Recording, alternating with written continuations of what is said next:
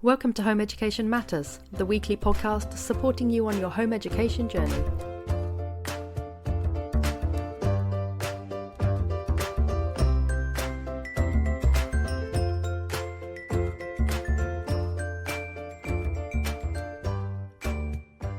Hello and welcome to another episode of Home Education Matters, and today I'm joined by Lisa from Visual Stress Consultancy and Sam from Colour Calm, and we are going to be talking about understanding the symptoms of visual stress. Particularly when you home educate, you quite often don't have the same kind of input of other eyes on your child quite as much as if they go to school, and so quite often we are the single point of responsibility for noticing these kind of things in our children. And also because we spend so much time with them, we have become very good at noticing these kind of things in our children. So today we're going to be looking at visual stress. And now I'm going to out myself straight away to say that I don't know anything about visual stress. But my daughter is dyslexic, but I don't think she has visual stress. But maybe at the end of this podcast, I will say something different. So this will be an interesting journey for me. But first of all, we have our little tradition, which is that I introduce every guest and then you tell me a little bit about yourselves and your home education journey or your connection with home education. So Sam, would you like to tell our listeners a little bit about you and your home ed journey?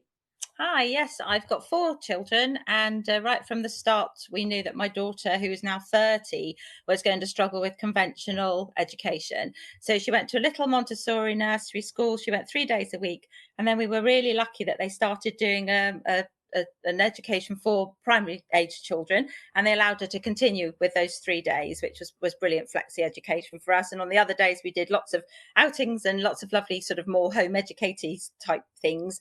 And then when she was 9 years old, she said to me one day, she came home from school, she said, "Can we move to the countryside and can I be home educated the whole time?" And we said, "Well, we can't move to the countryside, but yes, you can come out of school."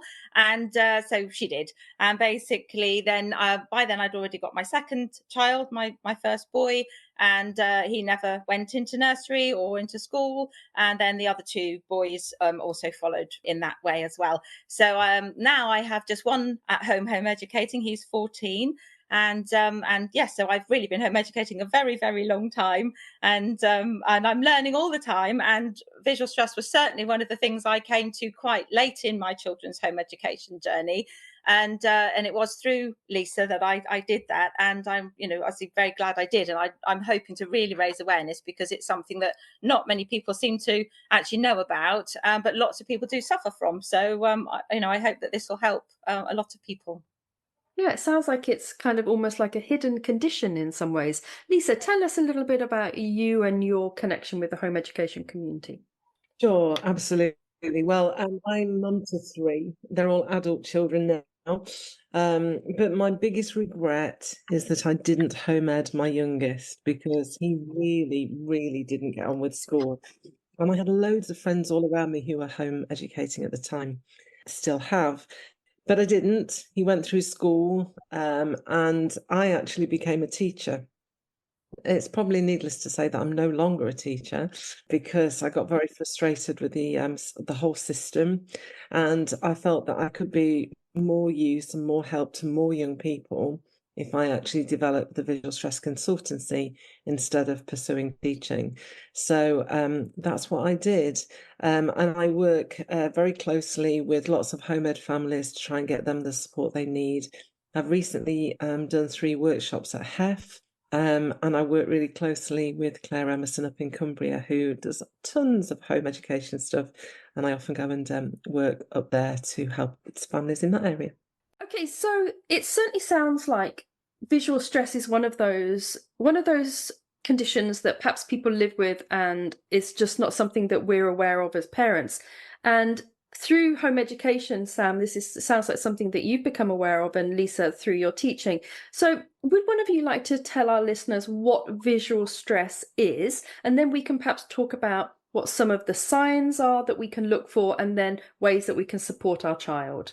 I'll do that with pleasure. Okay. So you might have heard visual stress called various different things over the years. It's been named differently. So first of all, I'll start with that. So you might have heard it called Erlen syndrome.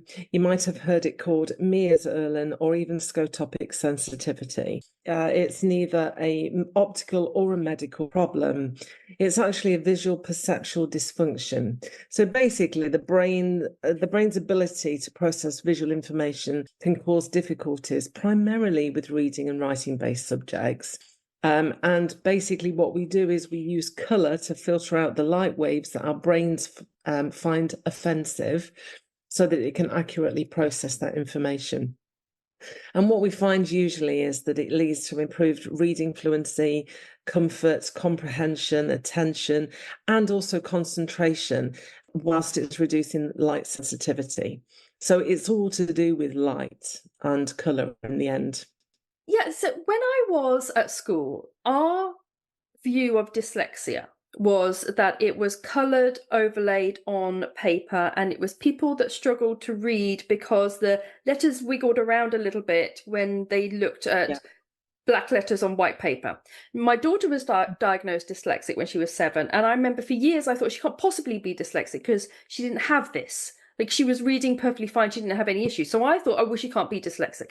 Then I realised, oh, actually, dyslexia is loads of other stuff. But it sounds like to me what you're describing is what I thought dyslexia was, but actually is much more of. But and you're saying this is actually a thing in itself, just the visual, the difficulty with light and colour. That's right. And it was picked up in 1982 initially by Olive Mears over in New Zealand. And basically, it's very often mistaken for dyslexia. But if you need colour, if colour helps you to read and it helps stabilise black print on white paper, then you definitely need to be looking at visual stress. That doesn't mean to say that you're not dyslexic as well. I'm dyslexic, I'm dyspraxic, I have ADHD, and I'm severely visually stressed. So these conditions can be very often comorbid, but if coloured overlays or coloured paper helps you to access the written word, then you definitely should be looking at visual stress. Can you have visual stress and not have dyslexia? Yes. Oh, how interesting. Okay, Sam, tell us about how you discovered. Short and sweet, Eleanor. Yeah, I'm really surprised, but good. I've learned something. Sam, tell us about how you came across visual stress and your exposure to it as a home educating parent. Yeah, sure. So my eldest daughter, as I say, she was really home educated from the start, and she went off to university, and she said to me one day, "Mum, I'm really struggling taking notes in the lectures." And I said, "Well, I think you need to speak to your tutor, because I don't know why that would be." By this time she was what, 1920 something. Obviously we'd always home educated, so we always just did everything that worked around all of the children. So if they needed something read out to them, then I would just read it out to them, or we didn't question why there was a problem. It sounds maybe a bit neglectful, but actually it was just how it worked for us. So anyway, when she did go to her tutor, and they assessed her, and they found that she was dyslexic, and so that was sort of like quite an eye-opener. Like you say, you think dyslexia is literally just not being able to read. Well, she learnt to read when she was 3 in a Montessori nursery, so we didn't consider that there was any other issues at all. Then my son, who is now 24, he didn't go to school, as I say, at all, but he didn't learn to read until he was sort of about 12 years old, and showed sort of more common signs of dyslexia. But then as he was getting older, he would also complain that really the words were moving around on the page, and that he could see different colours on the page. And it wasn't really just about reading either. He would get excessively tired. He had a lot of sensory issues. And even if it was a grey day outside and he would look up to the sky, which was sort of primarily just all one colour, he said he could see blues and yellows and pinks and, different colours. It was very disorientating, and really just really overloaded his senses. So I tried to sort of find out, whether that was linked to the dyslexia or to other neurodiversities or whatever. And I kind of kept drawing a blank, really. Then in about 2018, I saw a Facebook post, and it happened to be one of Lisa's, talking about visual stress, and it was all of those things, and it was all of those symptoms, and I thought, gosh, that is much more aligned to what the children are telling me is happening for them. And so then it took us a little while to sort of make connection with Lisa, but suffice to say that now Zach particularly has his coloured lenses, his coloured glasses, and he is so much better for it. He really has found that that's a really good way of feeling much calmer with when he's sort of reading, or when he's just out in the environment, really. But Lisa also then offered the opportunity for people to actually become assessors around the country. And I absolutely jumped at the chance, because I thought, well, if my children are struggling in this way, I'm sure there's lots more, particularly, as you say, home educators. And it seemed to me a good gateway to be an ambassador, really, to help other home educators to access this information. So I then trained as a stage 1 assessor. So we've sort of gone in double whammy, really. I love to do it as a help to the community, and also my own family have obviously benefited from what Lisa does. So that's sort of where it comes with me. But yes, really interesting. Well, and I think later on we'll definitely talk about how you can get your child assessed for visual stress. What you were saying there was so interesting. I've got a couple of questions. I think, is there a genetic element here? Because you mentioned about both of your children. Is this something that if you see it in one child, you may well see it in another? It's very genetic, and as a general rule, don't take this as the gospel truth, but as a general rule, it's usually mums to sons and dads to daughters.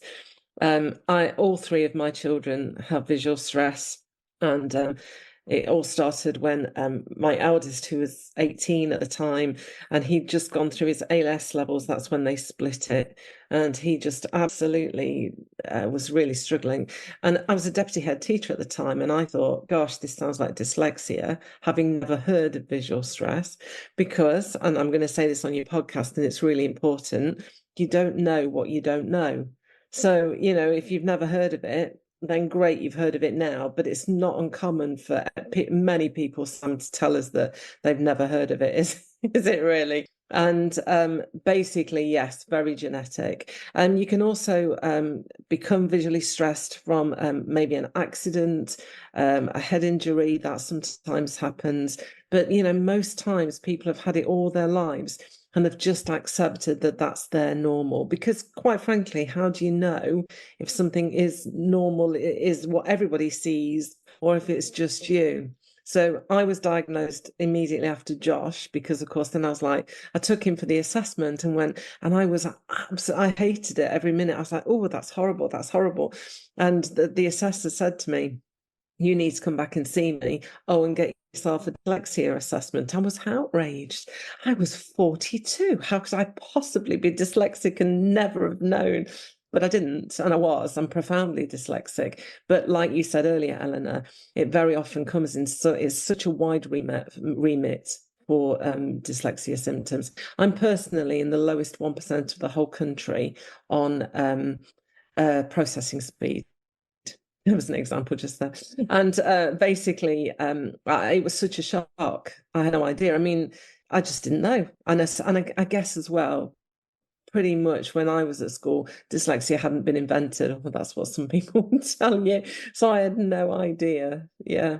So what you're saying is, I think I caught this, that you think it comes from mums to sons and fathers to Son, daughters. that's the daughters. Yeah. Wow, that's so usually interesting. Okay, so let's then think about how we can look out for this in our children. Is there a particular age at which it manifests? Does it show up differently in boys and girls, for example, like autism does and ADHD quite often does? What are the things we can be looking out for with our children? basically, no, there isn't a set age, or every child is different, which is what you have to tell the education system very unsuccessfully as a teacher. And so basically, what normally happens is everybody reaches their coping mechanism, the coping limit. So for some young people, it can be quite early. They're done. They don't know what else to do to help themselves. and they're just disengaged. So behaviour, of course, and that very often happens in a school environment. It could be that your child used to be a prolific reader, and then as the books progress and the text gets smaller and the pages get whiter and there's less and less pictures, they are more reluctant to read, or they read, but they don't read as often or for as long because they fall asleep, because they're probably doing other things as well. So they're probably doing academic work as well as reading. And so actually, by the time it gets to reading, they're done. They've had enough by that point. There are loads of signs, but you wouldn't necessarily look for them, or you just think, oh, that's how it is for my child. So you might find that when you're reading with them, if you do that, because I know it's very different with home ed, you can do it to suit your child. So, but if they're reading, you might find that they follow the words with a finger or a ruler, because if they don't, they miss lines or they miss things. So they might miss words. You might, if you do a comprehension check at the end of a page or at the end of a book and say, so what do you think Zach meant when he said to Deirdre in this story? You know, that kind of thing. And they won't have a clue. They'll have got through the reading, but actually they won't have taken any of it in because they're so concentrated on making sure that those words come out of their mouth and off that paper. It could be that they misidentify words, and it doesn't make any sense because you know that they know that word. So it's like, well, that's kind of crazy because I know that you do know what that says. It doesn't make any sense. It could be that when they don't like being out in the sunshine, they might say, oh, it's too hot, when actually it's too bright. I get that an awful lot. Oh, they don't say it's too bright, they say it's too hot, but actually in their heads, that is what it is. It's too bright rather than hot. It could be that they blink a lot. It's very clever, actually. It's like turning your computer off and on again. You're resetting the brain when you blink. So they might blink a lot, and especially when they're trying to read. You might find that they squint or open their eyes really wide when they're looking at words to see if they can go in better. They might not want to concentrate for very long, probably because they can't, because most times the visual span is really, really narrow, and it takes so much effort just to get a few words out. You could find that they're extremely tired when they've been doing some academic work.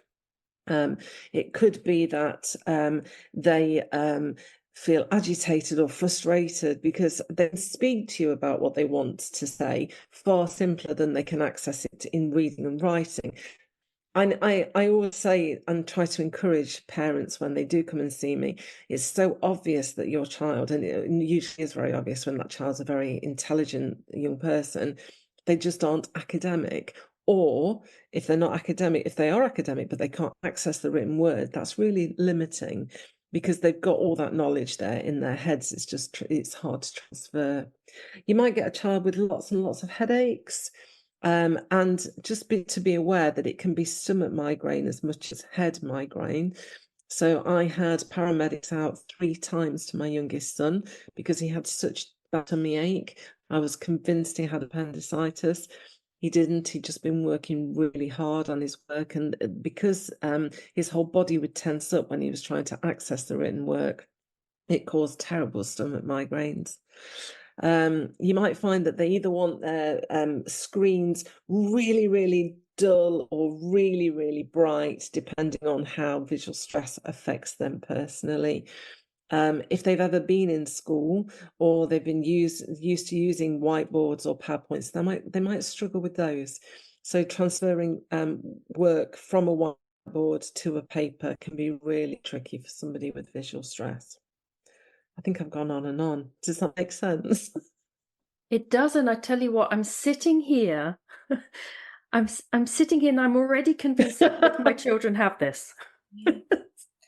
I think This is what happens when you hear about it. Everyone's like, yeah, no, both my children have that, and probably I have it. And in fact, everyone I know has this. Yeah, it is really, it is actually much more common. And I think the difficulty is there's so much overlap with other neurodiversities as well, like you say. And so I think particularly with dyslexia, I think you just get your dyslexia diagnosis and you just think, right, that's it then.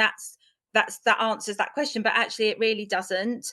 And also with the sensory issues, like Lisa said, your brain is working so hard to get that information in, that you might find then if you go off to the shops or something, the children are just completely overwhelmed because it's too bright, or even just smells can overwhelm them. But it's actually that they've actually got visual stress. So it's actually really it is a really worthwhile thing to look into. It's actually fascinating. The more you dig into it, the more you find, and you think, gosh, yes, that person has that symptom. And by the time I sort of signed up to become an assessor, I was thinking, right, that cousin is like that.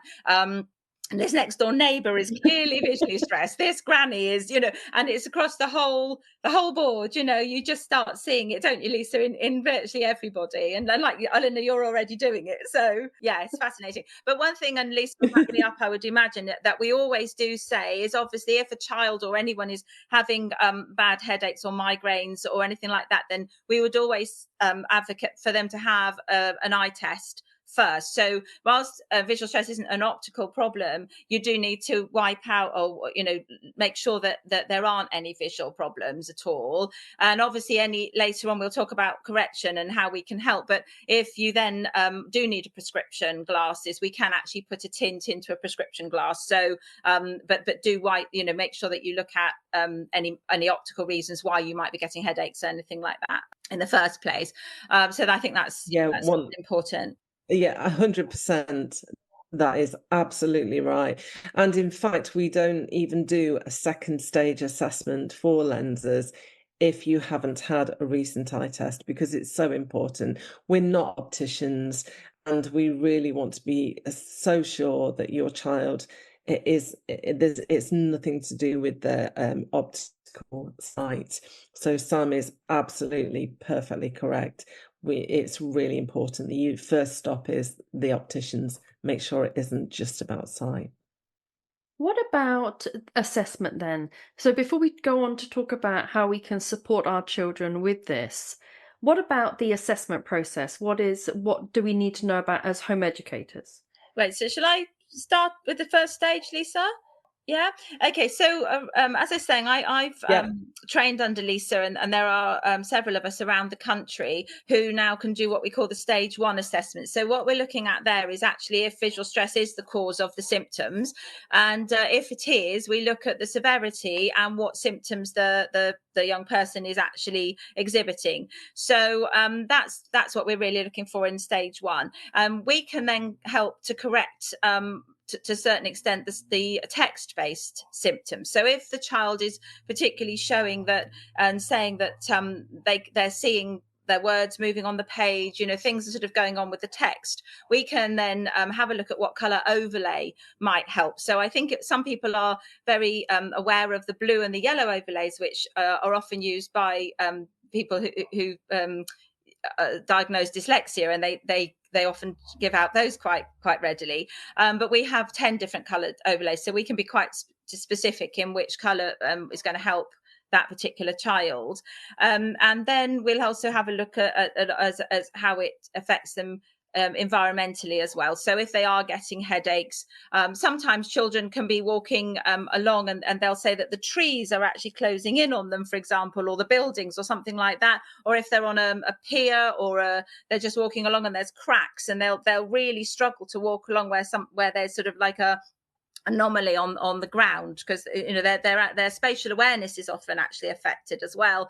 So you might find actually that the children struggle with riding a bike or catching a ball or something like that as well. That's their other symptoms to look out for, which obviously a coloured overlay isn't going to help at all. So what I would then do is I would then refer to Lisa. So Lisa does what we call the stage 2 assessing, and she will explain all about that to you. But she either does that in Nottingham, or she actually does have regional clinics. So she comes out around the country, which is really useful.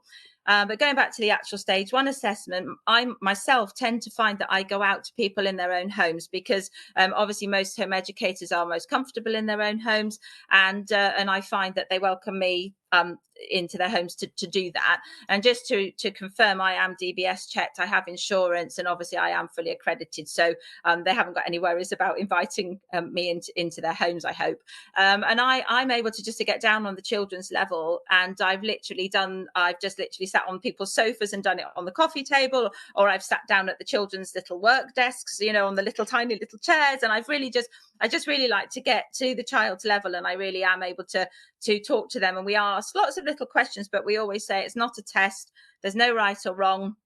I just want to know about how things are for you, and what do you see? How do you experience things? How do you learn best? And then we really go into detail into how it's affecting them, basically. So we do that. It takes about an hour. So it's £95. And for that £95, you get the full assessment, a stage 1 assessment, the coloured overlay you keep with you. And then a couple of weeks later, you'll get a full report, which is absolutely brilliant. And it shows you how you can be helped, all accommodations that will work for you. And there's also insets if you've got other neurodiversity. So Lisa, you can perhaps chime in with this, but I think that it also goes into how it can affect you if you've got dyslexia or other aspects of neurodiversities. But that's the stage 1 assessment, basically. And as I say, I would then pass over to Lisa to have a look at if tinted glasses might actually be of benefit as well. What's the difference then between stage 1 and stage 2? Would you be referred to stage 2 if it was more severe, or like what's the transition from stage 1 to stage 2? You can't have a stage 2 unless you've had a stage 1, because in stage 1 it's vital. Stage 1 is brilliant, and Sam is an excellent assessor, because what you have to do is you gather all the history, you gather all the symptoms, you gather all of that information. And we have a scale. So basically what we do is we look at each individual, and there's a little score system within our first stage. And anybody that anybody that scores 54 or above percent is considered to be severely visually stressed. And usually at that stage, but moreover, depending on your symptoms, your first stage assessor would refer you for second stage if it was appropriate. So if you are really light sensitive, then you can't walk around with an overlay in front of your head, because first of all, they're not open, they're opaque, so you can't see through them. And people will think you're a little bit strange, maybe. Not that that's ever bothered many people in the community that I work with. However, basically, it can only help with the written word. So here's a fun fact for you, Eleanor, just in case you didn't know this. We bleach our white paper to a 98% brightness. And that 98% brightness is like looking into a midday bright sunny sky. Then if you look back at the paper and you've got black text, when you're rapid text scanning, which is reading to you and me, Governor, basically that causes like a strobing effect if you are severely visually stressed. So that's why we tend to get the dizziness and the disorientation and the migraines, the headaches and that kind of thing. So if all your symptoms are just text-based, then you may find that coloured paper and a coloured overlay is going to help you just fine. But if you get constant headaches, you're really, really tired all the time, you're very light sensitive, then it would be very beneficial in the main part to actually have lenses, the tinted lenses, because they are the thing that's going to help you to normalize your everyday. So they're going to take away that horrific light sensitivity and give you so much more energy and more ability to function that we find usually. So yeah, so it depends on the severity and what type of symptoms you have, because we categorize them, and we categorize them into text limitation, optical reaction, because although it's not an optical condition, you can have an optical reaction. And then we also have the physiological, which is the headaches and the tiredness and the stress and all of that kind of stuff. And then there's light sensitivity. So at the end of your first stage, you will know exactly how visual stress affects you and whether or not you would benefit from wearing tinted lenses. These tinted lenses, are they? I'm having images of. I grew up in the 80s, and all the villains had like coloured sunglasses. Are we talking this kind of thing? Well, mine, I mean, obviously your listeners can't see mine, but mine are blue, grey, and orange. So it's very rarely that it's one particular colour at any one time. And the different colours do different things and they deal with different symptoms. And Um, just for our listeners, Lisa has put on a pair of very snazzy sunglasses that just look like completely normal sunglasses to me. Even though she described them as all these beautiful colours, they just look like normal shaded But sunglasses to but me. if you look at them, they're not that dark. But everybody is different. But you can have somebody with a very, very slight tint, and you can have somebody. I mean, mine are actually when you do the test to see if you could still use your glasses through the highway, because I drive, obviously, and there is a set precedence in the highway code as to whether or not you can use tinted glasses at night, and it's all about light, how much light comes through your glasses, and mine are absolutely fine to be worn at night, so they're really not that dark. Can I just say as well, that the glasses that Lisa provides, when you're looking out through them, you don't see the colour that the glasses are. So when you're looking at someone with visual stress glasses on, you can see that they look like sunglasses. So they're slightly darker tint. But when you're looking out, your world doesn't suddenly look grey or orange or red or whatever colour. So I think that is also interesting for people, because I think when people worry about that actually, and also just to say that I think sometimes particularly teenagers struggle a little bit with suddenly having to wear these glasses and looking a little bit different from their friends, and having to explain why they're always wearing their sunglasses and that sort of thing. But actually you will see quite famous people, actually I think Bono and various other people that I'm sure you can look it up, actually do wear tinted glasses, and they are actually for visual stress. So they're not just doing it to be cool and look at looking chic. It actually is that they do struggle with visual stress. So That's why Bono yes, wears those glasses. yes, and various others as well. Like, won't come to my head at the moment, which is a bit frustrating. But you can certainly search that. That's quite easy to see other famous people as well that wear them. Yeah. They don't make contact lenses then that do the job. So Erlen as a brand, they actually do contact lenses. The brand that I use, the method of diagnosis that I use, no, we don't use contact lenses. And it's very simple why. I first was diagnosed via an Erlen practitioner, and vanity prevailed, Eleanor, I won't lie, and I was about to have my graduation, and I didn't want to walk across the graduation stage at the age of 44 with dark glasses and being the eldest in the class, and also I didn't want that as well, so I had a pair of contact lenses made especially just for that, and I got them. It was, and this is, we're talking a lot of years ago now. If I tell you though, you'll know how old I am. I can't do that. Oh, who We cares? can't do the maths. We can't do the maths. It was at least 14 years ago, and I had to go through the rigmarole of getting contact lenses, and then I had to send them to California. Then I had them back. I wore them twice, and then my colour changed, which leads on to another subject, but we can do that in a second. But and so the expense is just horrific. And so we, as a company, as Visual Stress Consultancy, we haven't taken the plunge to do contact lenses because the cost is so prohibitive. And I know that an awful lot of my families, it's an expensive enough deal to have to get it done, let alone with contact lenses. Never say never, but at this point, Erlen do contact lenses. What's the approximate price of a pair of glasses? It depends on you, really. So the lenses themselves, by the way, if you've got an EHCP for your child, you would definitely put it in your EHCP. I need to say that right at the start. I know it's very controversial, but if you are one of those like rare people that manage to get an EHCP, you'd put the cost and the reading cost into your EHCP. But a second stage diagnosis is £355.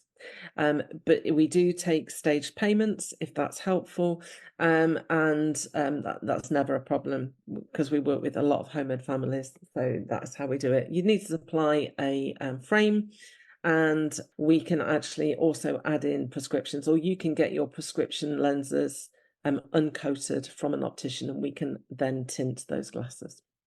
Amazing. So it sounds to me like when it comes to supporting your home ed child, coloured overlays might be useful if the issue is predominantly reading.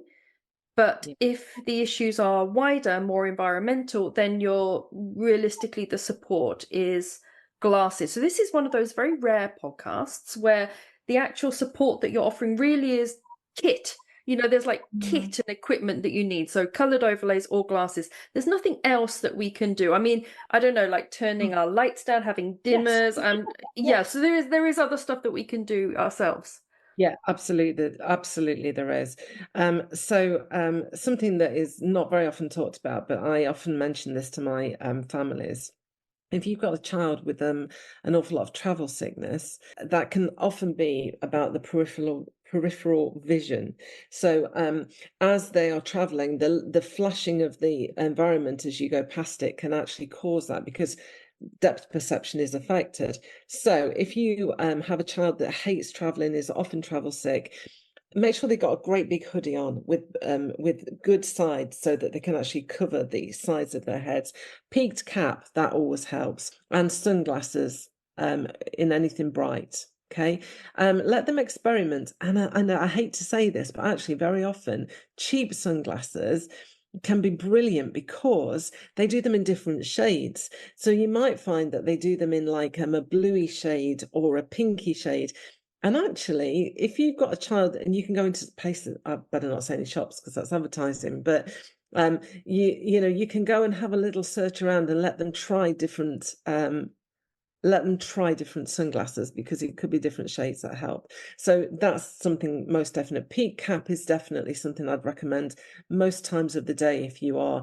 So I've got somebody who is a drummer, and he's often on stage, and he cannot go on stage without his lenses, because it's just the stage lights are too bright. But he always wears a peak cap as well, because actually that's really helpful there. Natural light. Well, you're going to have two scenarios. You're either going to have a child that actually prefers to go into a cave-like state in their room and just have their blinds shut, their curtains closed, and just have fairy lights on and like to read like that. Perfectly, absolutely fine, no right or wrong. But you also might have young people in your family that actually just want to use natural light, like the room that I'm in right now. So cut out a lot of the overhead shine. What I would say to anybody is that the yellowy bulbs generally are much better than the bright white LEDs. And I just want to mention something you said earlier. Sometimes it can just be overlays that help. But what I would say is the assessors that I train all spend over 30 hours training, and about 8 of those is to learn how to use the overlays properly. So it's all very well getting a set of overlays, but actually it's not always the best way to assess your child. One, it's you. So mum isn't always, or dad isn't always the best person to be doing that, because they probably won't want to cooperate as easily as they would with somebody else other than you. And the other thing is, there is a real skill to learning how to actually check the overlays, because we do something called a parallel text. Really important to know that. The other thing to say is, what you really need to make sure is that the assessor that you choose is coherent and aware of other neurological conditions. So, for instance, I've been trained to do completely non-verbal assessments. So I have 75% of my client base are autistic and or PDA. So I was trained very early on how to do a non-verbal assessment, because very often my clients are non-verbal. So you need somebody that is going to help the child appropriately, because you know them best, you know them better than anybody. So that's something to be aware of with that as well. So it sounds like there are things that we can do as parents, but there's also very definite clinical interventions as well. And the assessment sounds like it's a staged process. It's not prohibitively expensive, and that there are definite things that you can use that kind of equipment and materials that will support you. So what about online resources or an online community? Is there are there any websites or books or anything that you would recommend for parents who may want to know about it, or maybe even for children or teenagers that want to be empowered when they find out their diagnosis? Absolutely. Both Sam and I both have a high visibility on TikTok. And particularly for our young people, they can go on TikTok and they can find either Sam or myself. And I've got lots of videos out there that are taken with young people, interviews when they've had an assessment and sometimes before, so that they can describe the difference. So TikTok is a great resource for any of the younger people on listening to the podcast that would like to maybe delve into it a little bit more. There is a Visual Stress Help and Support UK page on Facebook. And that is full of people that will share their experiences, the different methods of assessment, what their experience is with symptoms. And surprisingly, there'll be an awful lot of adults in there, like myself, who really didn't even know about this until they got to the to a ripe old age, and then realizing it. And it will also give you a bit more information about things like retints, because your colour doesn't last forever. Your colour fluctuates, and it can fluctuate according to growth spurts, stress levels, and outside influences. So it's not a stable thing. It can be stable for many years. My youngest went from year 6 in school right through to year 10, no, year 11 without a tint change at all. Didn't need one. But then I've got some clients that come back every 6-10 months.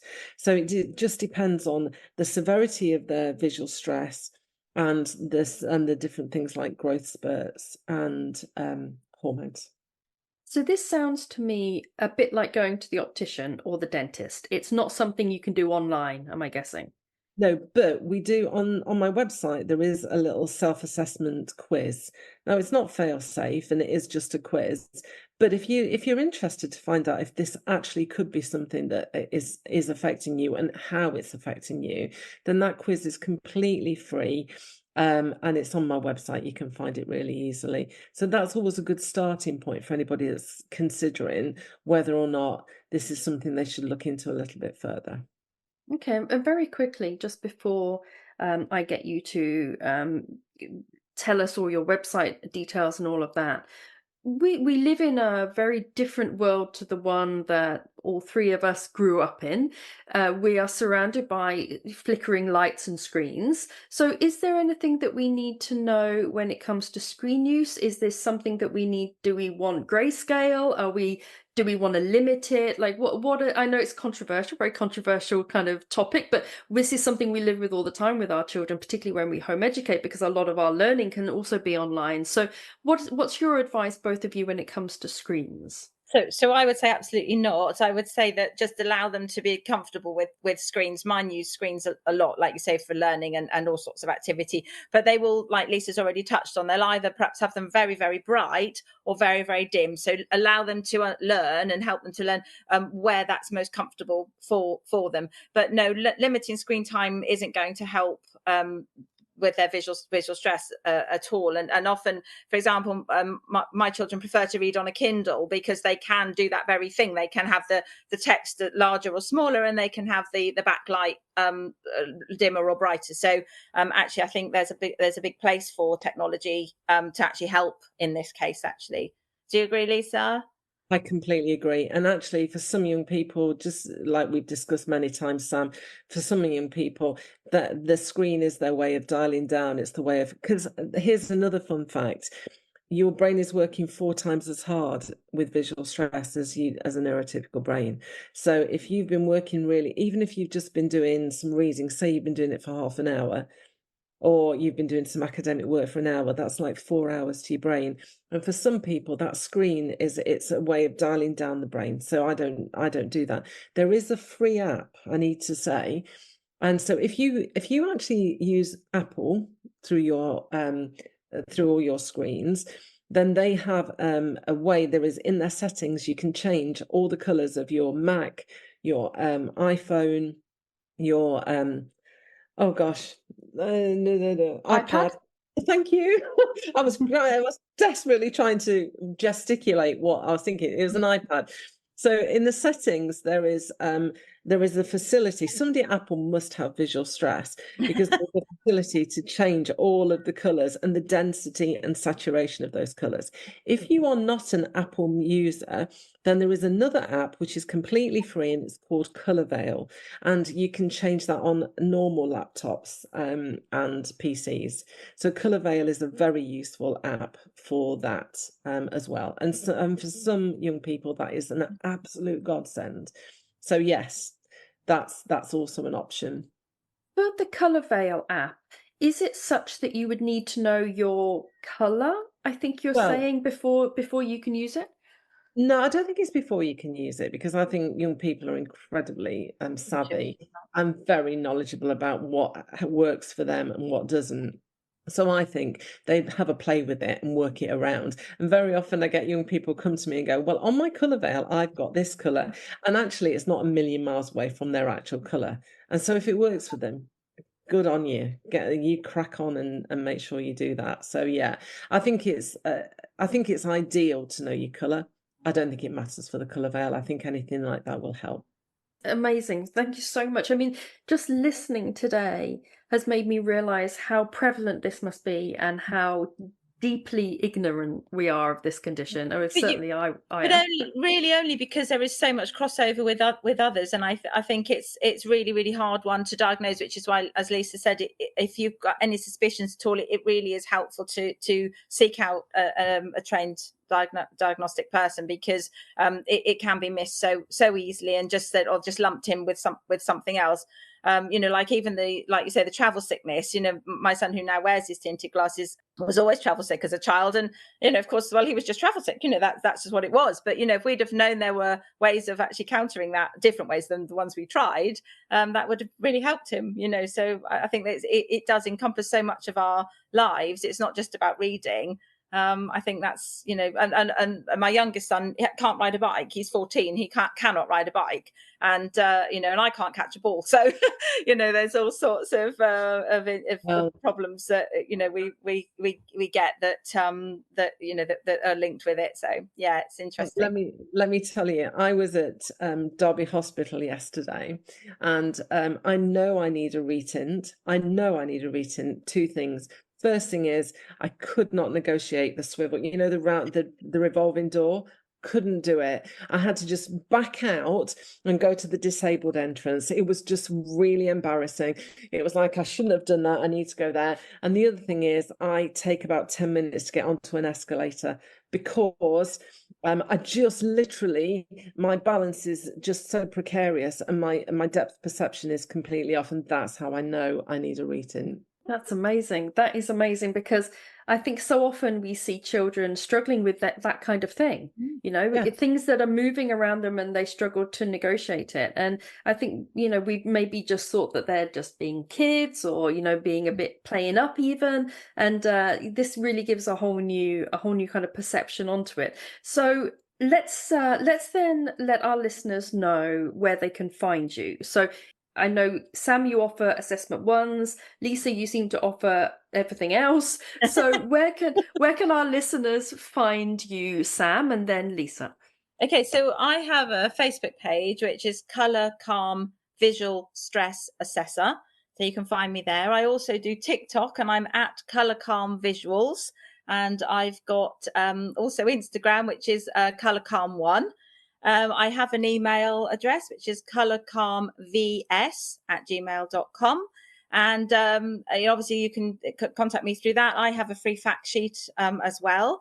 And just happy to answer any questions. And if you're in Oxfordshire and any of the bordering counties, I'm more than happy to meet with you and come out to you, and and just try and get an assessment together and go from there, really. So you'll find my website, visualstress.net. There is an interactive map on there that shows all of the first stage assessors around the country, including Sam.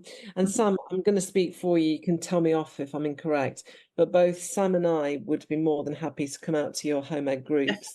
Oh, yes. talk about it and raise awareness. Yeah, absolutely. If that's helpful and you'd like to know a little bit more, then if you have Yeah. strictly groups and you'd just like a little bit more information at grassroots levels, the sort of thing I did at HEF this year and last year, more than happy to do that. So the website is visualstress.net. You can find me, Lisa, at visualstress.net, but you're probably better off going to the amazing Stephanie, who is my PA, who is also a home editing mum. Yeah, and a visual stress assessor. She also And assesses. she is Yeah. as well, yeah. Yeah. And she is admin at visualstress.net. Now, that quiz that I talked about a little while ago, Eleanor, is on the website. So it's visualstress.net.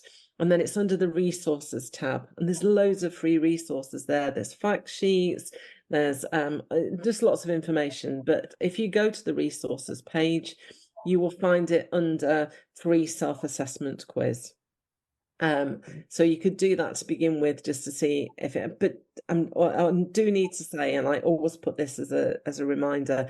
Actually, it is just a guide.